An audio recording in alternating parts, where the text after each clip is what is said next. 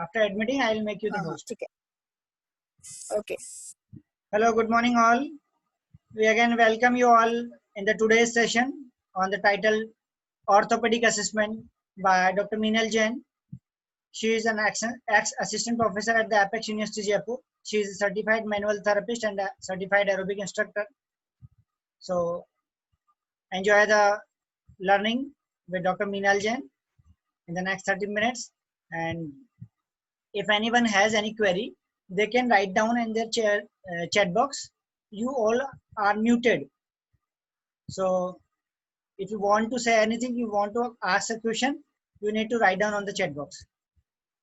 And please do not use notation and all during the webinar.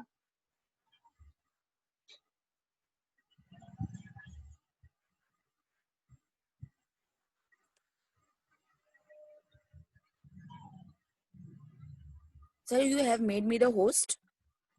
Just one minute. Open your video. Okay. See if you have an option of sharing screen. I think you might have. I am sharing the screen. Just wait.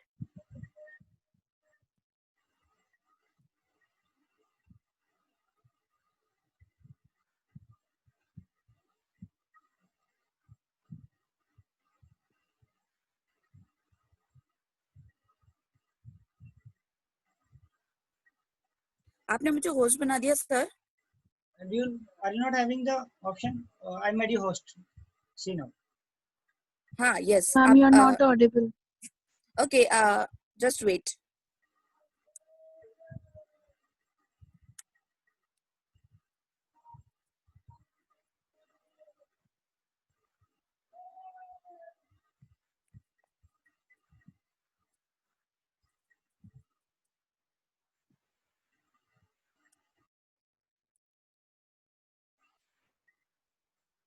Everyone, please do not unmute yourself and enjoy the learning. Now hand over to the Dr. Meenal Jain. Are you all hearing me? Yeah, ma'am, Please you're reply. Ma'am. Okay. No, someone said that I'm not audible. Okay, No, if I'm sir, audible, very good morning to all of you. Myself, Dr. Meenal Jain. As described by Dr. Himanshu, I'm a certified manual therapist, certified aerobic instructor, and I'm ex-faculty in Apex University, Jaipur. And I'm continuing my master's from Jaipur only in a regular format. Okay. I'm starting with my topic. I'm really thankful to the organizing team to take me as a part of webinar to take the online classes to introduce the students to a new dimensions of learning. So I'm starting this today's session is the general orthopedic assessment. Assessment recording method. सबसे पहले we have to know what is the recording method we have in assessment. It is called as problem-oriented medical record. It was developed by Weed and Zimmy. The patient treatment process is divided into 4 phases. Means we are dividing the patient treatment phases into 4 parts. First is the formation of a database, including history, physical examination, laboratory, and other test results. Identification of a specific problem list from the interpretation of the database, including specific. मतलब आपका जो phase 1 रहेगा, it is of history, it is of physical examination, it is of other tests which are like laboratory tests or other diagnostics. Second, phase 2 is dependent all about the what the patient is facing. The problem list means what are the problems the patient is facing, like physical, psychological, social, and vocational. Okay. Third is what is, if you have diagnosed the condition, what is your plan of care, means what is your interventions, or what is the evaluation, means आप किस तरह के tools use करेंगे patient को evaluate करने के लिए कि वो आपके intervention से ठीक हो रहे हैं या नहीं हो रहे हैं. ठीक है. फेज 4 जो रहेगा, आप पेशेंट से वापस से उस पेशेंट को determination of the effectiveness of plan of care and subsequent changes as a result of patient progress. means आप उसका follow up जो आएगा पार्ट वो आपके फेज 4 में आएगा. These are the main phase 4s, phase 1, phase 2, phase 3 and phase 4. Okay. Then a documentation using SOAP format. means SOAP means S means subjective findings, जो आप पूछोगे जो पेशेंट डिटेल में बताएगा. O means objective findings, means आप सिर्फ एक word में पूछोगे और पेशेंट एक वर्ड में आंसर देगा. ए मीन्स असेसमेंट, लाइक और जो दूसरी चीजें आएंगी हमारी पाल्पेशन, एग्जामिनेशन, वो सब असेसमेंट में आएगी. और प्लान मीन्स जो आप इंटरवेंशन प्लान करोगे, जो उसके गोल्स है उसके अकॉर्डिंग आपको इंटरवेंशन प्लान करने पड़ेंगे. आप हमेशा ध्यान रखना, देयर आर 2 गोल्स विच मैं आपको और आगे बताऊंगी अभी.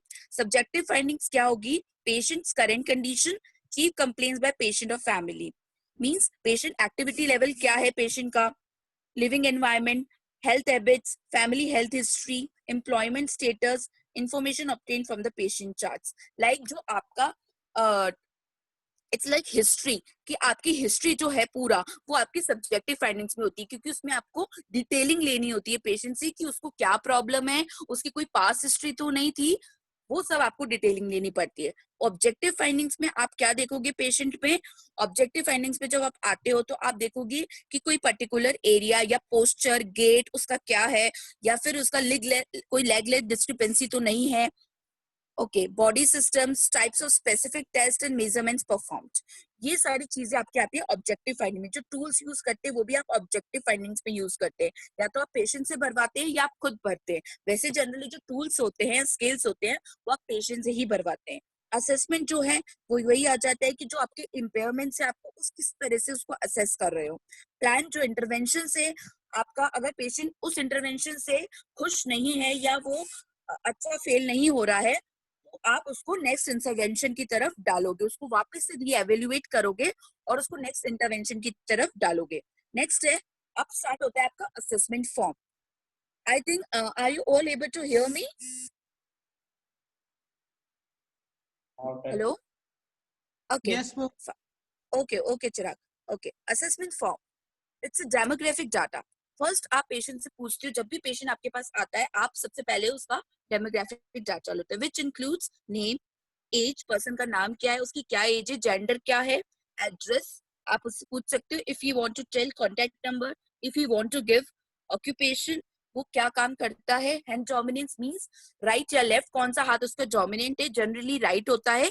चीफ कंप्लेंट्स, ये सबसे मेन पार्ट है कि पेशेंट आपके पास किस वजह से आया है. वैसे तो पेशेंट को आप आते ही ऑब्जर्व कर लोगे, लेकिन चीफ कंप्लेंट्स की पेशेंट आया है तो आया क्यों है, तो पेशेंट अपनी लैंग्वेज में आपको बताएगा और उसी लैंग्वेज में आप लिखोगे पेशेंट को. फॉर एग्जाम्पल अगर पेशेंट ने बोला I have pain in my back, तो आप लिखोगे पेन इन बैक, बस आप इतना सा लिखोगे. नथिंग, पेशेंट बोलेगा I have difficulty in lifting weights, तो आप सिर्फ लिखोगे I have difficulty in lifting weights. ये होती है आपकी चीफ कंप्लेंट जो कि पेशेंट्स लैंग्वेज में दी जाती है. नेक्स्ट आप आते हैं सब्जेक्टिव असेसमेंट के थ्रू. फर्स्ट आता है आपका हिस्ट्री. इसमें तो इसमें क्या होता है, ये जो हिस्ट्री है ये बहुत वैल्यूएबल इंफॉर्मेशन आपको प्रोवाइड करती है about the disorder, it's present state, it's prognosis and the appropriate treatment. आपको अच्छी से आपको वैल्यूएबल पेशेंट की पूरी जो है पास्ट हिस्ट्री, सारी हिस्ट्रीज आपको पता चल जाएंगी through the evaluation. Next, enables the examiner to determine the type of person the patient is, any treatment has received, and the behavior of injury. Means like आपको ही देखना पड़ेगा कि जो पेशेंट है वो किस तरह का है, उसका कोई और ट्रीटमेंट तो नहीं चल रहा है और कोई बिहेवियर तो नहीं है उसका इंजरी के प्रति. अगर उसको इंजरी हुई है तो वो उसके फेशियल एक्सप्रेशंस क्या है ये आप नोट करोगे. प्रेजेंट हिस्ट्री में आपका आता है जो प्रेजेंट इलनेस है, अभी मुझे एट प्रेजेंट क्या हो रहा है. ऑनसेट, ये जो प्रॉब्लम आपको बैक की थी फॉर एग्जांपल, तो वो कब से है, 1 ईयर से है, क्रॉनिक है, या अभी अभी कुछ हफ्तों से आपको स्टार्ट हुई है. तो आप इसमें 2 चीज लिखोगे, ग्रेजुअल और इंसिडियस. ग्रेजुअल मींस आपको काफी लंबे टाइम से चली हुई आ रही है प्रॉब्लम, इंसिडियस मींस अभी अभी आई है. तो इस तरीके से आप ऑनसेट लिखोगे. मैकेनिज्म इंजरी, अगर कोई इंजरी आपको जैसे फ्रैक्चर हुआ है तो उसका क्या मैकेनिज्म रहा इंजरी का, आप गिर गए बाइक से, या आप स्पीड ब्रेकर से गिर गए, या आप किसी पोल से टकरा गए, जो भी इंजरी है वो आप इसमें लिखोगे, mechanism of injury. Third is progress of symptoms. Means progress of symptoms में आपका आएगा कि जो पेशेंट की कंडीशन है जब उसको प्रॉब्लम स्टार्ट हुई थी और अभी तक उसकी कंडीशन सही हुई है, इम्प्रूव्ड हुई है, या वैसे की वैसी है, या फिर और ज्यादा खराब हो गई है, तो आप उसमें लिखोगे इम्प्रूव्ड, सेम और worsen. Next, treatment received and effects. Means आप पेशेंट ने कोई और ट्रीटमेंट तो पहले नहीं लिया है, अगर लिया है तो उसका क्या इफेक्ट रहा है, तो आप वो इसमें मेंशन करोगे. नेक्स्ट आपका आता है इंटेंसिटी. इंटेंसिटी आप मेजर करते हो फेसेस स्केल से, फेसेस जो ये दिख रहे हैं आपको, या वास स्केल से, it is a visual analogue scale which describes the pain easily. अगर पेशेंट आपके पास आता है तो उसको बोलोगे कि इस पे मार्क करे कि उसको किस तरह का पेन है, तो वो फेसेस देख के मार्क कर सकता है कि मेरा एटीट्यूड पेन को लेकर मेरा बिहेवियर क्या है या मेरा एटीट्यूड क्या है। Next we come on to area. Area में आपका आता है जो ये मैंने फिगर आपको दिया हुआ है, इसमें आप वो एरिया मार्क करोगे। बाय चांस अगर आप एज ए फिजियोथेरेपिस्ट उसको देख रहे हो लेकिन उस दिन आप प्रेजेंट नहीं हो, आप किसी वजह से नहीं आए हो, तो अगर आपका कलीग देखेगा तो वो इसके थ्रू पता लगा सकता है कि पेशेंट को यहाँ पे प्रॉब्लम है। वो बार बार पेशेंट से असेसमेंट नहीं लेगा, पेशेंट अलाउ भी नहीं करेगा। Nature and quality of pain, इसके बारे में मैं आपको डिटेल में बताऊंगी। जो nature and quality of pain है, जब आप नीचे स्लाइड में चलेंगे तो आपको टाइप्स ऑफ पेन की एक स्लाइड दिख रही है। पेन अक्यूट होता है या क्रोनिक होता है। अक्यूट में जैसे फॉर एग्जांपल हेडेक हुआ, किसी को ट्रोमा एकदम से हो गया लाइक फ्रैक्चर वगैरह, पोस्ट सर्जिकल पेन, सर्जरी के जस्ट बाद जो पेन होता है उसमें भी फिजियो की जरूरत होती है, जो कि आपको नेक्स्ट वेबिनार में डॉक्टर कंचन बताएंगी। क्रॉनिक में आपका जो पेन होता है वो nociceptive means, nociceptive is the signals for pain. Pain signals होते हैं उनको हम बोलते हैं नॉसिसेप्टिव सिग्नल्स। ये ऑस्टियोआर्थराइटिस, रूमेटॉइड आर्थराइटिस में दिखते हैं और भी कंडीशंस में दिखते हैं। Neuropathic pain means it is related to nerve, या तो सेंट्रल होंगे या फिर वो पेरिफेरल होंगे। सेंट्रल में जैसे मल्टीपल स्क्लेरोसिस, स्ट्रोक के बाद जो आपको प्रॉब्लम होती है, या फिर फैंटम पेन। फैंटम पेन क्या होता है, किसी को एम्पुटेशन हो गया है, एम्पुटेशन के बाद एक पार्ट कट गया, लेकिन वो पार्ट कटने के बाद भी पेशेंट को पेन फील हो रहा है उस कटे हुए पार्ट पे, उसको मतलब इल्यूजन्स हो रहा है कि मेरा पार्ट है और मुझे पेन हो रहा है। It is called as phantom pain. Next है peripheral, it is diabetic neuropathy, HIV related neuropathic pain, और जो भी न्यूरैल्जिया होता है, मतलब जो नर्व से रिलेटेड कंडीशंस होती है वो होती है पेरिफेरल मींस जो पेरिफेरीज से आ रहा है, सेंट्रल मींस जो रिलेटेड टू आपके स्पाइनल कॉर्ड और ब्रेन है। देन आता है आपका मिक्स्ड पेन, सबको मिलाकर, जैसे कि लोअर बैक में मस्कुलर स्केलेटल भी होते हैं, लिगामेंटस पेन भी होते हैं आपके, और इसके अलावा नर्व पेन भी होते हैं। विसरल में आपके related to the organs of the body, internal organs जैसे पेनक्रियाज, इन्फ्लेमेटरी बाउल सिंड्रोम जो कि आपके बाउल एंड ब्लैडर से रिलेटेड होता है। इस तरह के पेन्स हमें देखने को मिलते हैं। Next is the slide of pain descriptions and related structures. अब आप क्या लिखोगे, नेचर और क्वालिटी जो मैंने आपको ऊपर बताया था, अगर आप देखोगे तो मैंने मेंशन किया nature and quality of pain, तो इसमें क्या लिखोगे आप, what is the type of pain. For example patient आता है आपके पास, मसल आपने डायग्नोस किया यार कि इसको मसल में प्रॉब्लम है या लिगामेंट में प्रॉब्लम है, उस तरीके का आप पेन लिखोगे। पेशेंट से पूछोगे किस तरह का आपको पेन फील हो रहा है, लाइक पेशेंट बोल रहा है कि मुझे अंदर सा डल पेन फील होता है, तो आप लिखोगे या तो लिगामेंट या मसल उसके इन्वॉल्व है। अगर बोलेगा पेशेंट लाइक मुझे शार्प शूटिंग पेन होता है, तो कहीं ना कहीं नर्व इन्वॉल्व है। इस तरीके से आप पेशेंट से पूछोगे तो ही आप, अच्छे से फ्रैक्चर है तो पेशेंट को सीवियर पेन होगा, intolerable, he can't tolerate that pain, तो वो आप इस तरीके से आप लिखोगे what is the nature and quality of pain. तो ये बॉक्स है जिसमें आपको बता रखा है कि अगर ये स्ट्रक्चर इन्वॉल्व होगा तो the type of pain is this. Okay, next आप एक इवैल्यूएशन में बता रही हूँ आपको, systematic exam. Systemic means all over the body, आपको जो प्रॉब्लम्स हो रही है। मस्कुलर स्केलेटल मींस जो सिर्फ मसल्स और आपका जो स्केलेटल सिस्टम है, बोन्स, उससे रिलेटेड तो किस तरह के आपको पेन के सिम्टम्स आएंगे। जैसे सिस्टमिक की बात करूं, सिस्टमिक मींस जो कि आपके इंटरनल जो ऑर्गन्स है या रिलेटेड जो पेन हो रहे हैं उसमें किस तरह के होंगे, disturb sleep means night pain होगा, उसमें डीप एकिंग और थ्रॉबिंग पेन होगा, मींस वास्कुलेचर्स इन्वॉल्व है तो आपको throbbing. Reduced by pressure, pressure लगा के दबा के जब आप रखते हो तो थोड़ा सा कम आपको दिखता है। It is not aggravated by mechanical stress, mechanical stress से एग्रीवेट नहीं होता। Associated with jaundice, skin rash, fatigue, weight loss, low grade fever, generalised weakness, history of infection. ये आपका होता है सिस्टमेटिक पेन। जब अगर आपके पास कोई पेशेंट आता है इस तरह का, तो आप उसके नाइट पेन में जाके लिखोगे कि उसको ये प्रॉब्लम है। मस्कुलोस्केलेटल में आपका जो पेन होता है वो नाइट में it is usually less, but sometimes in some conditions the pain at night is high also, but pain is less in night because you are in the resting position in night. Sharp और superficial या dull aching pain होता है हमारे musculoskeletal में, usually decreases with cessation of activity. Okay, मतलब आप जब जैसे आप रेस्ट कर रहे हैं और वापस उठ रहे हैं, किसी किसी क्या होता है रेस्ट करने के बाद पेन ठीक रहता है, लेकिन किसी किसी कंडीशंस में आप एक्टिविटी कर रहे हैं तो आपका पेन बहुत ज्यादा बढ़ जाएगा। तो इस तरीके से आप मस्कुलर स्केलेटल पेन, जैसे फॉर एग्जांपल फ्रैक्चर है, फ्रैक्चर में कंटिन्यूस पेन बना रहता है, शार्प सीवियर पेन बना रहता है जो कि इंटॉलरेबल होता है। लेकिन मसल और लिगामेंट की अगर मैं बात करती हूँ, तो जब आप इनिशियल स्टेजेस में है और आप कुछ भी वेट बेयरिंग करेंगे तो आपको पेन होगा, लेकिन आप रेस्ट करेंगे तो आपको पेन नहीं होगा। ठीक है, यूजुअली कंटिन्यूस और intermittent is aggravated by mechanical stress. बहुत ज्यादा अगर आपने काम कर लिया तो आपका पेन बढ़ सकता है मसल्स का। Usually associate with nothing specific, कुछ स्पेसिफिक नहीं होता है, लेकिन we have to find the cause. History लेके आप उसका कॉज फाइंड आउट कर सकते हो। These are the dimensions of pain which is given by Redron Pitti EP Moore.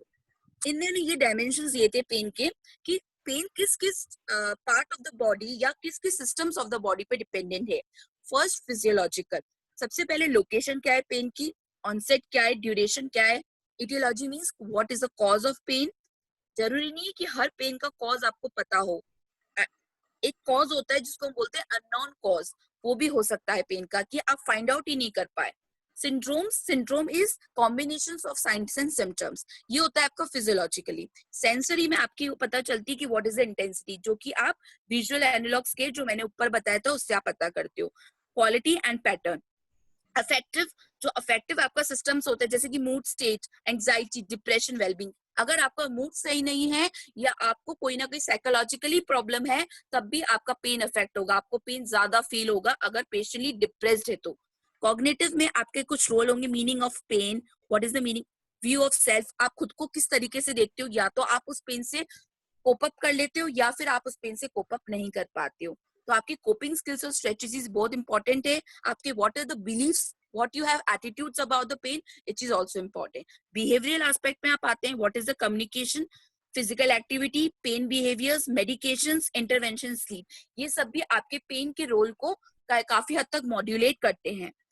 Socio cultural and ethno cultural, family and social life, इस तरह के pen जो होते हैं, जैसे कि आपके लाइक जैसे आप सोशो इकोनॉमिक, जैसे आपको वर्क कल्चर में कोई डिफरेंट प्रॉब्लम आ रही है तो आपने क्या करा, बहाना मार दिया कि मेरे को पेन हो रहा है तो I want to have a leave. इस तरह की चीजें भी आपको आपके पेशेंट्स में देखने को मिलेंगी जब आप प्रैक्टिस में आएंगे। उसके अलावा एनवायरमेंटल फैक्टर्स, सोशल इन्फ्लुएंसेस, ये सब भी वर्क करते हैं आपके। तो ये कुछ ऐसे फैक्टर्स हैं ये डायमेंशंस ऑफ पेन में जो वर्क करते हैं ओवरऑल आपके पेन के लेवल को बताने में। ठीक है, next slide is of levels of pain. Levels of means there are 7 levels की नेचर क्या है आपके पेन का और किस टाइम पे बढ़ रहा है, कौन सी ऐसी एक्टिविटीज है उस टाइम पे पेन आपका बढ़ रहा है, ये आपको बता रहा है। Level 1, pen after specific activity. Level 2, pen eight start of activity resolving with warm up.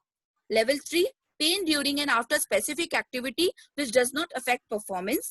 Level 4, pain during and after specific activity which does affect performance, means पहले तो क्या था कि एक कोई स्पेसिफिक एक्टिविटी करी, पेशेंट को पेन हुआ। दूसरे में पेन एट स्टार्ट, जैसे आपने एक्टिविटी स्टार्ट करी उसके स्टार्टिंग, जैसे वार्म अप आप करते हो, कोई भी एक्सरसाइज करने से पहले वार्म अप करते हो, आपको पेन स्टार्ट हो गया। थर्ड में आपने क्या करा कि एक्टिविटी के साथ पेन तो हो रहा है लेकिन आपकी परफॉर्मेंस पे कोई असर नहीं आ रहा है। फोर्थ पे आपका परफॉर्मेंस पे भी असर आ रहा है पेन की वजह से, आप बहुत अच्छे से परफॉर्म नहीं कर पा रहे हो कोई भी इवेंट या कोई भी sport activity. Level 5, pain with activities of daily living, आपकी जो grooming, what happen, Meenal ma'am, हाँ please admit the participants.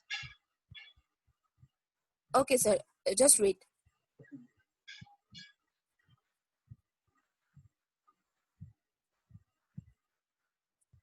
Okay, fine.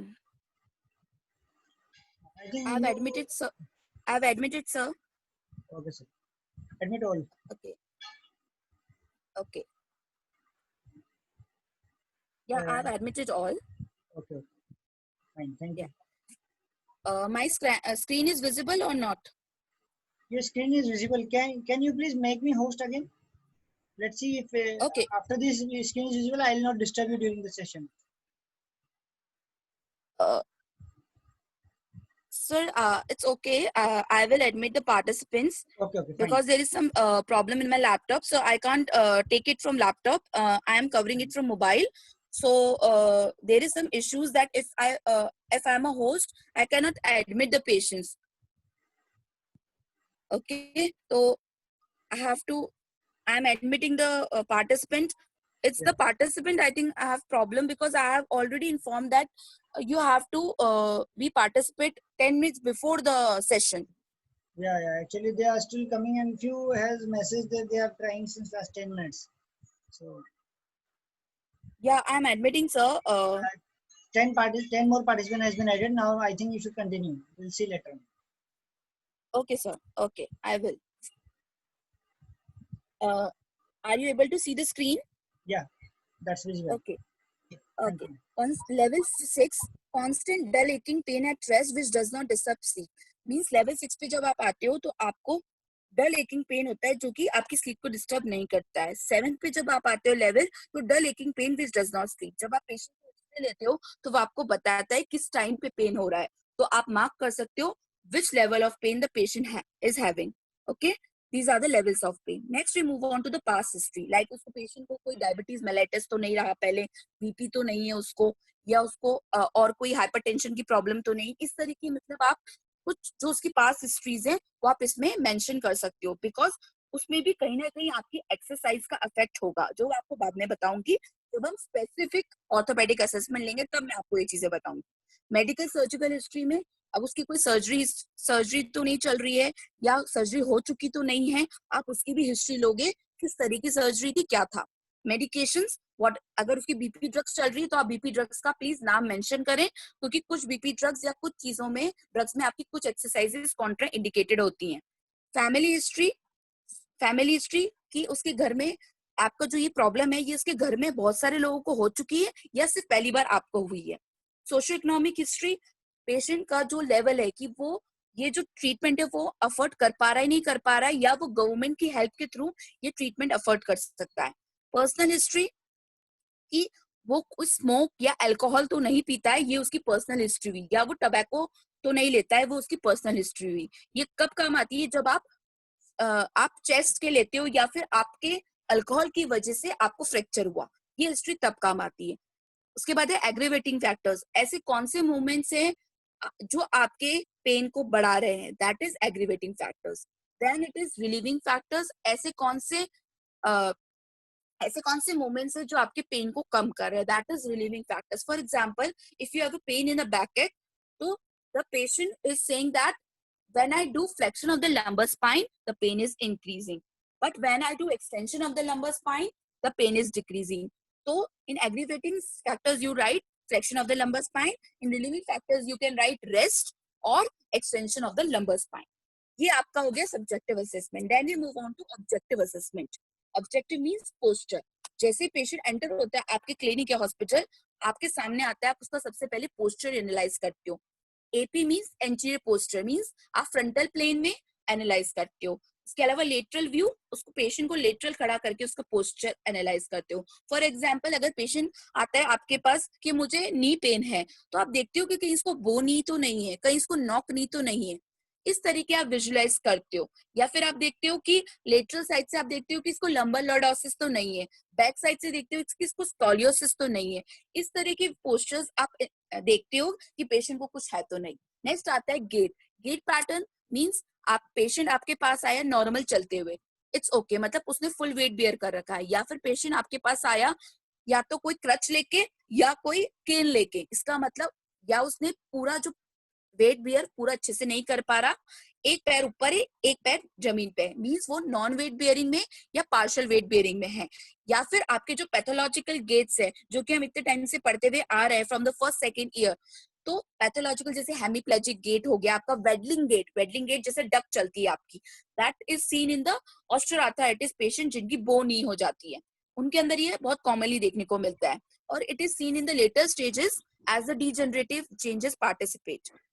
Third is on arrival. जैसे पेशेंट आता है तो आप देखते हो डिफॉर्मिटी, जो कि मैं आपको बता चुकी हूँ, बोनी, नॉकनी या फिर जिनो रिकवर्टम. जिनो रिकवर्टम मींस आपका नी बहुत ज्यादा हाइपर एक्सटेंडेड पोजीशन में चला जाता है. उसके अलावा आप देखते हो फ्लैट फुट तो नहीं है पेशेंट को.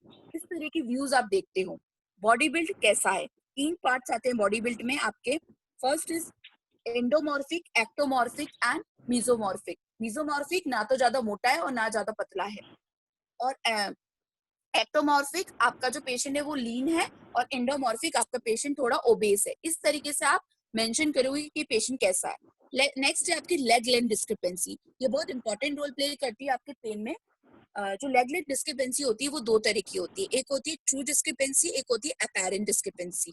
जो ट्रू डिस्क्रिपेंसी होती है उसमें क्या होता है, आप मेजरमेंट लेते हो इन स्टेप से पेशेंट का, पेशेंट को लेटाते हो कंफर्टेबल सुपाइन पोजीशन में, और पेशेंट का सबसे पहले आप पाल्पेट करते हो ASIS यानी एंटीरियर सुपीरियर इलिक स्पाइन को पाल्पेट करते हो। उसके बाद इन स्टेप आप मीडियल मेलुलस तक ले जाते हो और आपके इंचेस आप कैलकुलेट करते हो। Is the way to measure true leg discrepancy. तो आप दोनों लेग्स में चेक करोगे कि अफेक्टेड लिम्ब और नॉन अफेक्टेड लिम्ब दोनों में क्या है उसकी ट्रू लेंथ, उसको कहीं ना कहीं उसके ऑलरेडी डिस्क्रिपेंसी तो नहीं है।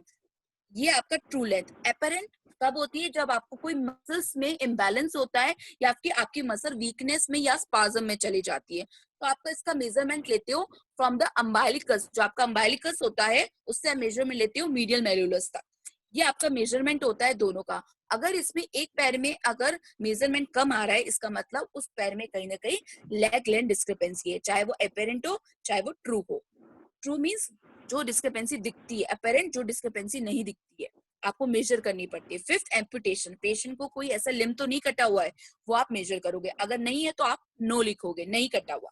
पाल्पेशन, आप पाल्पेशन पे आते हो तो सबसे पहले आप स्वेलिंग देखते हो पेशेंट को, क्या स्वेलिंग कैसी है।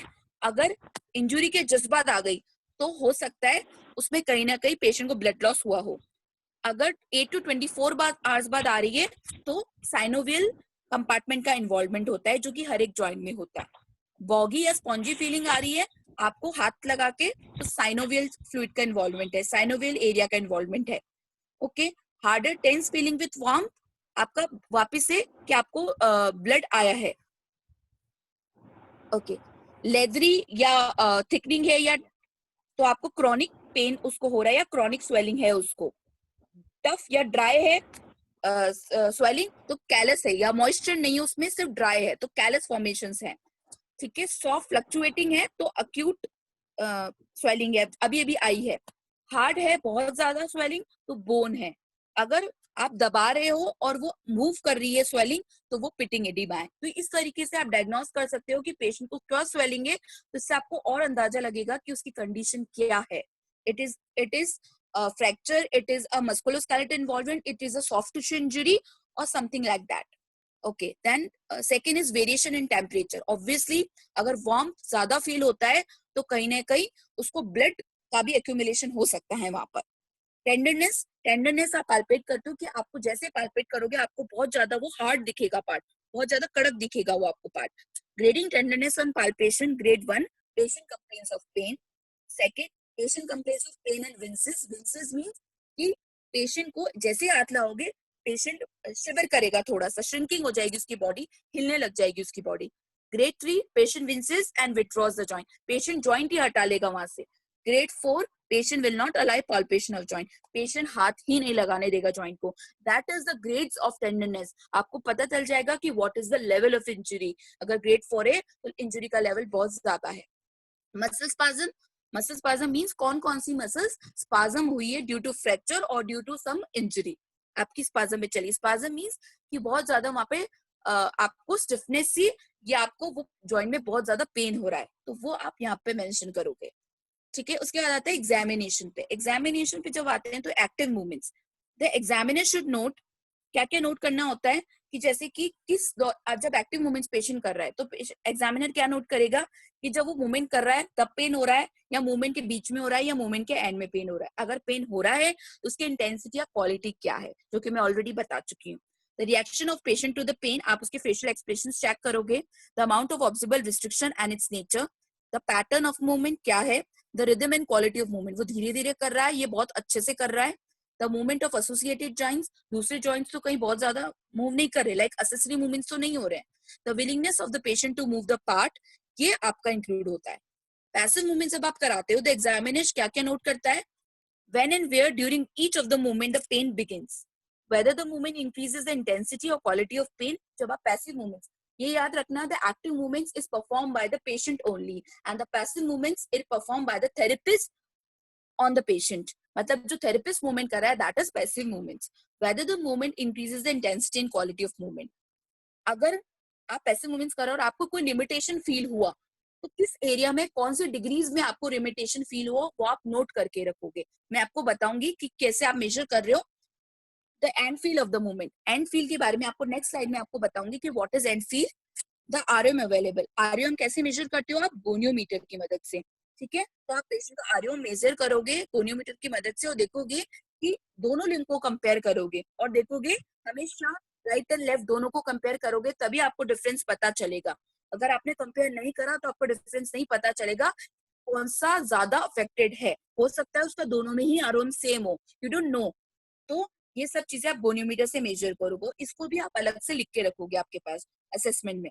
देन हम आते हैं एंड फील पे। एंड फील जब आप पैसिव मूवमेंट्स परफॉर्म करते हो तो एग्जामिनर शुड क्या करता है, एग्जामिनर पेशेंट को लेटाता है, पैसिव मूवमेंट्स परफॉर्म करता है। फॉर एग्जांपल शोल्डर फ्लेक्शन मैंने परफॉर्म किया, the examiner should apply over pressure. जब जैसे ही मैं 160 टू 180 डिग्रीज पे आई मैंने ओवर प्रेशर अप्लाई करा at the end of the ROM, वहां पे मुझे एक कुछ चीजें फील हुई। मैं आपको बताऊंगी क्या फील होगा अभी डिटेल में। To determine the quality of end feel of each passive movement. End feel क्या होती है कि आप किस तरीके से डायग्नोस कर पाओगे कि कौन सा स्ट्रक्चर या कौन सा मूवमेंट ज्यादा डैमेज है या क्या उसको मसल स्पाज्म है या उसका कैप्सुलर इन्वॉल्वमेंट है। ये सब आपको पता चलता है एंड फील के थ्रू। जैसे अगर नॉर्मल एंड फील्स की अगर मैं बात करती हूँ, just wait,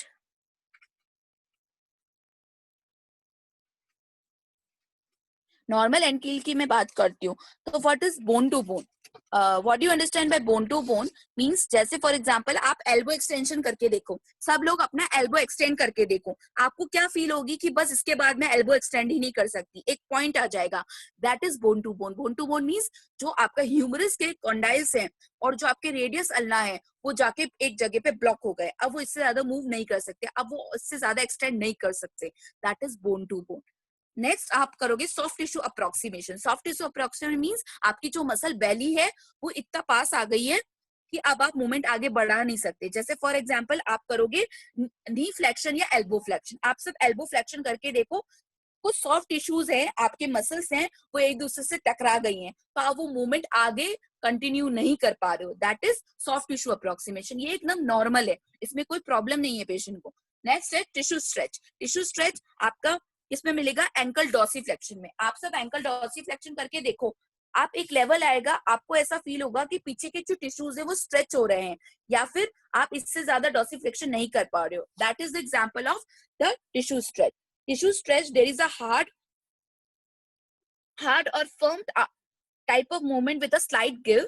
Towards the end of the RM, there is the feeling of elastic resistance. आपको ऐसा लगेगा कि अब मुझे रेजिस्टेंस फील होने लग गया है, मैं डॉर्सीफ्लेक्शन को और ज्यादा कंटिन्यू नहीं कर सकती, that is called a tissue stretch. These are the normal end feels जो आपको आपकी बॉडी में बहुत सारी जगह होती है। I have just given an example. Abnormal end feels आपका होता है muscle spasm. Muscle spasm like कि आपको मसल स्पाज्म कैसे हुआ, या तो आपको अर्ली मसल स्पाज्म जैसे आपको लगी आपको उस एरिया में स्पाज्म होगी, या फिर आपको लगने के बाद कुछ टाइम बाद उस एरिया में मसल स्पाज्म हो गया है क्योंकि आप इमोबिलाइजेशन पीरियड में हो, तो आप उस तरीके से आप मेंशन करोगे कि किस तरह का मसल स्पाज्म है। लेट मसल स्पाज्म जो होता है ड्यू टू इंस्टेबिलिटी ज्यादा होता है, जैसे पेशेंट इमोबिलाइजेशन के बाद चला तो उसको मसल स्पाज्म फील होता है कि वो मूवमेंट नहीं कर पा रहा है बिकॉज इतने टाइम से वो इमोबिलाइज्ड पीरियड में था। नेक्स्ट आता है आपका कैप्सुलर। कैप्सुलर जो होता है हमारा, कैप्सुलर होता है हमारा जैसे कि फ्रोजन शोल्डर जिसके अंदर कैप्सूल्स इन्वॉल्व होते हैं, तो क्या होता है आपकी रेंज ऑफ मोशन डिफिकल्ट होती है करने में, मींस लाइक जैसे फॉर एग्जांपल जब आपका फ्रोजन शोल्डर आता है तो आपको प्रॉब्लम क्या आती है, फ्लेक्शन करने में प्रॉब्लम आती है, अबडक्शन करने में प्रॉब्लम आती है और इंटरनल रोटेशन में आपको प्रॉब्लम आती है। तो ये तीनों प्रॉब्लम जो होती है वो किसकी वजह से होती है, क्योंकि कैप्सूल्स इन्वॉल्व हो गए हैं आपके। कैप्सूल्स जब इन्वॉल्व होते हैं तो मैं आपको आगे कैप्सुलर पैटर्न्स पढ़ाऊंगी, उसमें पता चलेगा कि कैप्सूल्स कैसे इन्वॉल्व हो रहे हैं। बोन टू बोन वैसे नॉर्मल होता है लेकिन बोन टू बोन एबनॉर्मल भी हो सकता है, जैसे कि ऑस्टियोफाइट्स फॉर्मेशन हो गए। ऑस्टियोफाइट्स फॉर्मेशन की वजह से आप वो मूवमेंट ही कंप्लीट नहीं कर पा रहे हो। फॉर एग्जांपल मेरे सर्वाइकल में ऑस्टियोफाइट्स बन गए तो मैं दर्द की वजह से वो movements, osteophytes is extra bone formation जो आपको एक्सरे में भी दिखती है। Okay, then is empty end feel, ये एबनॉर्मल एंड फील्स में आपको पढ़ा रही हूँ। एम्प्टी एंड फील में जब आप आते हैं तो पेशेंट क्या बोलेगा, मूवमेंट ही मत करो, वो आपको पैसिव मूवमेंट्स करने ही नहीं देगा, इतना दर्द रहेगा पेशेंट को कि वो आपको अलाउ नहीं करेगा कि आप उसको हाथ लगाए, that is called as empty end feel. Next आता है springy block. Springy block means कि आपका जैसे कि नी जॉइंट है उसमें आपको लॉकिंग और अनलॉकिंग में दिक्कत होती है, that is springy block means कुछ ना कुछ ऐसा टीयर हो गया है जॉइंट के अंदर, जैसे मेनिस्कस टीयर हो गया है, तो ऐसा कुछ टीयर हो गया है लिगामेंट्स या मेनिस्काई में, जिसकी वजह से पेशेंट मूवमेंट नहीं कर पा रहा है, उसका जॉइंट एक जगह पे लॉक हो गया है। अगर लॉक हो गया है तो पेशेंट उस जॉइंट को अनलॉक नहीं कर पाएगा due to pain, that is called as springy block. आपको एक ब्लॉक फील होगा आपके पैसिव मूवमेंट्स के दौरान, it is called as abnormal end feels. Next is capsular patterns. What is capsular patterns? While evaluating the end feel, the examiner must look at the pattern of limitation or restriction। जब एंडफील देखोगे तब आप देखोगे किस, जब आप एंडफील examine कर रहे हो पैसिव मूवमेंट्स के दौरान तो आप देखोगे कि पेशेंट को कहाँ पे लिमिटेशन हुआ है, तो आप वो ध्यान रखोगे। If the capsule of the joint is affected, the pattern of limitation is the feature that indicates the presence of capsular pattern in the joint। Means अगर कैप्सूल affected है तो आप देखोगे कि जैसे फॉर एग्जांपल मैंने आपको बताया एग्जांपल फ्रोजन शोल्डर का, तो उसमें क्या था, अफेक्टेड फ्लेक्शन, अडक्शन और इंटरनल रोटेशन, तो ये आपका कैप्सुलर पैटर्न है। इस तरीके से मैं आपको बता रही हूँ, ठीक है। नेक्स्ट आता है the pattern is a result of total joint reaction with muscle spasm, या तो मसल स्पाज्म हो गया है, कैप्सुलर रिस्ट्रिक्शन है आपको जैसे कि फ्रोजन शोल्डर में, ऑस्टियोफाइट्स फॉर्मेशन हो गए आपको स्पाइन के अंदर जैसे कि लंबर स्पाइन में, और इसके अलावा आपके सर्वाइकल स्पाइन में, उसकी वजह से मूवमेंट नहीं हो पा रहा। हर एक जॉइंट का एक कैरेक्टरिस्टिक पैटर्न होता है जहां वो जाके लिमिट हो जाता है, तो अगर कैप्सूल्स बहुत ज्यादा यूज होंगे या उस पर आप बहुत ज्यादा लोड डाल रहे हो तो कहीं ना कहीं वो एक पार्ट पे लिमिट हो जाएंगे, वो उससे ज्यादा कंटिन्यू नहीं कर पाएंगे। Next is the slide which I have included कि हर एक जॉइंट्स का एक कौन सा कैप्सुलर पैटर्न होता है जहां पे वो जॉइंट लिमिट हो जाता है, वो आगे वर्क नहीं कर पाता है। तो मैंने आपको मेंशन करे हैं, जैसे कि फॉर एग्जांपल मैं आपको बता दी तो सर्वाइकल स्पाइन, सर्वाइकल स्पाइन का साइड फ्लेक्शन एंड रोटेशन, ये आपका कभी कभी लिमिट हो जाता है ड्यू टू ऑस्टियोफाइट फॉर्मेशन और ड्यू टू कैप्सूल्स का रिस्ट्रिक्शन हो जाता है। तो ये सारे जॉइंट्स के पोजीशन है जिसमें वो लिमिट होते हैं, तो ये एक नॉर्मल चीजें हैं, लेकिन आपको ये मेंशन करनी पड़ती है जब आप असेसमेंट लेते हो, तो आपको पता चलता है कि जॉइंट वाकई में इन्वॉल्व है या नहीं है, ठीक है। रेजिस्टेड आइसोमेट्रिक मूवमेंट्स मैं आपको सिंपली एक प्रैक्टिकल के थ्रू बताती हूँ। पेशेंट को लेटाओगे आप सिंपली सुपाइन लाइन पोजीशन में। फॉर एग्जांपल अगर आप नी जॉइंट का चेक कर रहे हो रेजिस्टेड आइसोमेट्रिक मूवमेंट्स, तो आप क्या करोगे, चार चीजें चेक करोगे नी जॉइंट में। वैसे दो मूवमेंट्स होते हैं नी जॉइंट में, फ्लेक्शन एक्सटेंशन, पर आप ankle planter flexion and dorsiflexion भी चेक करोगे। क्यों चेक करोगे, गैस्ट्रोक्नीमियस आपके नी जॉइंट के पोस्टीरियर साइड जाके अटैच होती है, इस वजह से आप एंकल को भी चेक करोगे। आप क्या करोगे, पेशेंट को बोलोगे कि आप एंकल को डॉर्सिफ्लेक्स करो, और एट दैट टाइम आप उस मूवमेंट को रेजिस्ट भी करोगे, मतलब आप उसको बोल भी रहे हो कॉन्ट्रैक्ट करने को और आप ये भी बोल रहे हो कि रेजिस्ट करो, दोनों कब जब साथ में होते हैं that is called as resisted isometric movements. This type of movement consists of a strong static voluntary muscle contraction and used primarily to determine whether the contractile tissue is that tissue at the fault। Means अगर आप knee joint को check कर रहे हो, आप flexion करा रहे हो नी जॉइंट का, तो आप क्या करोगे, नी जॉइंट को बोलोगे कि नी जॉइंट को फ्लेक्स भी करे और आप उसको करने से रेजिस्ट भी करोगे, तो आपको पता चल जाएगा कि किस जॉइंट में उसको प्रॉब्लम आ रही है, नी जॉइंट में आ रही है या एंकल जॉइंट में प्रॉब्लम आ रही है, आप इजिली एग्जामिन कर पाओगे। The examiner should note whether the contraction causes pain. If it does, the patient's intensity and quality, दोनों चीजें उससे पूछनी पड़ेगी। Strength of the contraction क्या है, बहुत अच्छे से कर पा रहा है या फिर नहीं कर पा रहा है पेशेंट। Type of contraction जो प्रॉब्लम दे रहा है, concentric means जब वो जॉइंट्स को पास पास ला रहा है, मसल शॉर्टन हो रही है। Isometric means मसल लेंथ में कोई चेंज नहीं आ रहा है, सिर्फ टोन में चेंज आ रहा है। Eccentric means मसल लेंथन हो रही है, किस दौरान में उसको पेन फील हो रहा है। Joint sounds 6 pointed joint sounds means उसको कोई जॉइंट साउंड्स आवाज सुनाई देती है जैसे कि क्रिपिटस या फिर कोई जैसे snapping, snapping generally sports injuries में सुनाई देती है, थप थप इस तरह की आवाज आती है जैसे आप क्लैप कर रहे हो। देन आता है joint play movement. Joint play movements कुछ स्मॉल मूवमेंट्स होते हैं जब आप मोबिलाइजेशन करते हो। अगर कुछ लोग होंगे जिनको मोबिलाइजेशन आता होगा, जैसे कि एपी ग्लाइड, पीए ग्लाइड्स, जब आप करते हो तो उसके अंदर जॉइंट्स के अंदर होता है स्पिनिंग, रोलिंग, ग्लाइडिंग।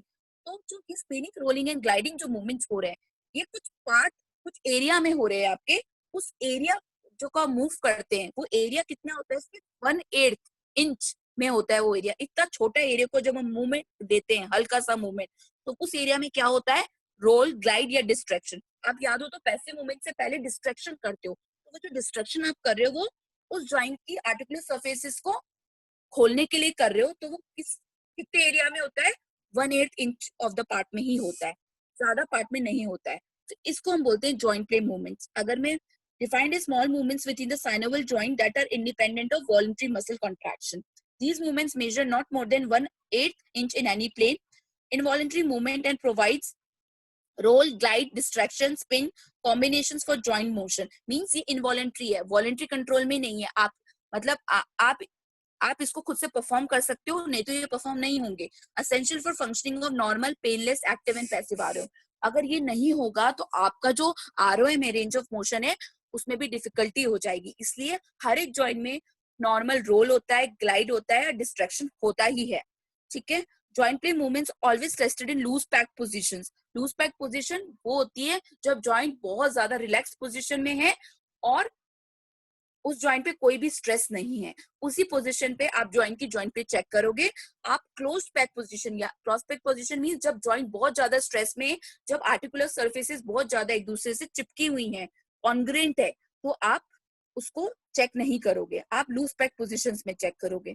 ठीक है। मैंने आपको एक स्लाइड दी हुई है जिसमें मैंने सारे जॉइंट्स की लूज पैक पोजीशंस और क्लोज पैक पोजीशन समझाई हुई है। आज में चेक कर सकते हो कि इस जॉइंट का ग्लाइडिंग और रोलिंग कहाँ पे हो रही है। जनरली ग्लाइडिंग और रोलिंग अपोजिट डायरेक्शन में होती है। अगर मैं रिफ्लेक्शन ऑफ सर्वाइकल स्पाइन कर रही हूँ तो मेरा राइट साइड कर रही हूँ तो मेरा रोलिंग राइट साइड होगी और मेरी स्लाइडिंग लेफ्ट साइड होगी। तो आपके दोनों अपोजिट डायरेक्शन में चलते हैं। Next we calculate the strength.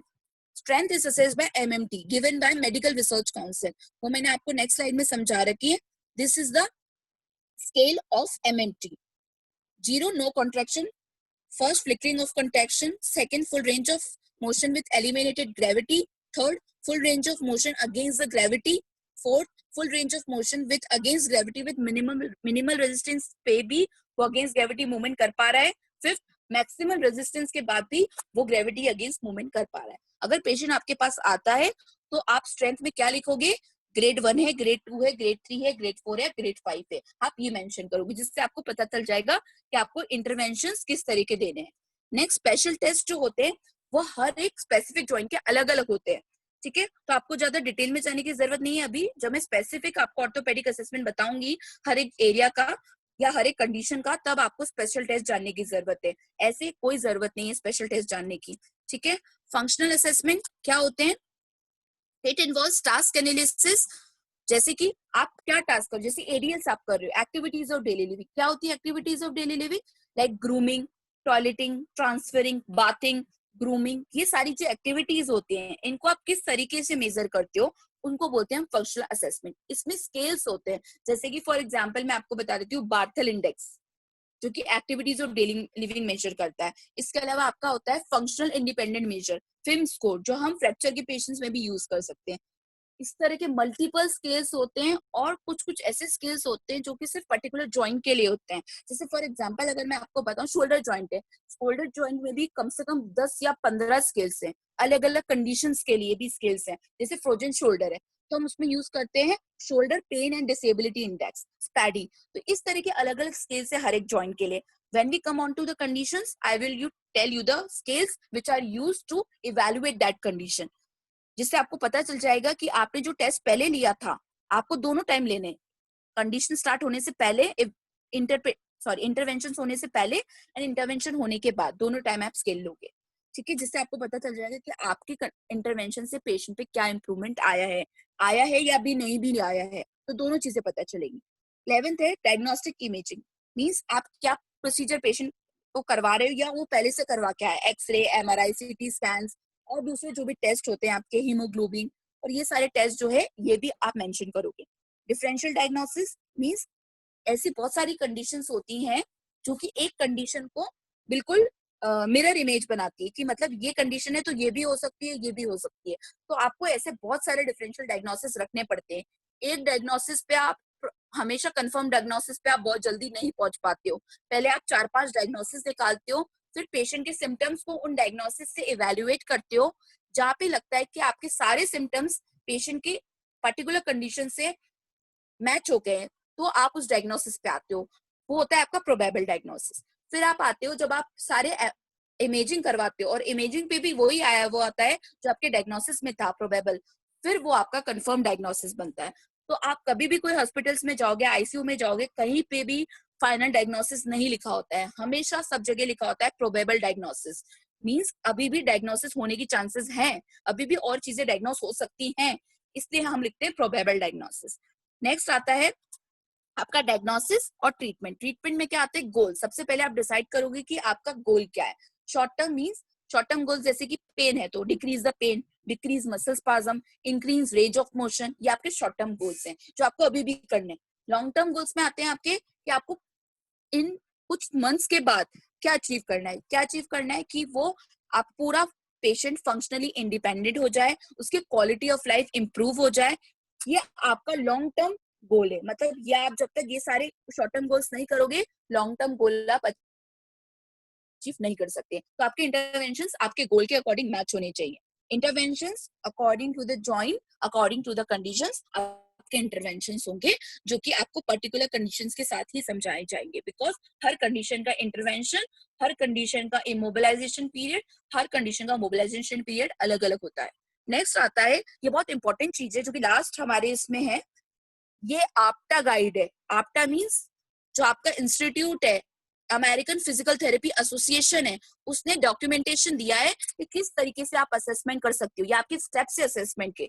तो जैसे कि it should include appropriate identification of the patients full name and, जो कि मैं डेमोग्राफिक डाटा है वो फर्स्ट पॉइंट है। सेकंड पॉइंट में वही आपका डेमोग्राफिक डाटा का आप एक्सटेंड कर रहे हो, सब चीजें ले रहे हो पेशेंट को। हाँ, एक चीज ध्यान रखना, कभी भी पेशेंट को आप देखो, आपको लग रहा है कि इसकी कंडीशन वर्स हो सकती है, तो उससे कंसेंट फॉर्म साइन कराओ। कंसेंट फॉर्म साइन कराना जरूरी है, क्योंकि अगर पेशेंट को कुछ हो जाता है, उसको आप पहले से ही बता दो कि इंडिकेशंस या कॉन्ट्राइंडिकेशंस ये हैं, लेकिन वो फिर भी बोलता है कि मुझे तो करना है, करवाना है ट्रीटमेंट, तो आप उससे कंसेंट फॉर्म साइन करो। मतलब वो रेडी है आपके ट्रीटमेंट से। ऐसा नहीं हो कि बाद में वो बोले कि आपने तो बोला ही नहीं था, आपके पास क्या प्रूफ है कि मैंने।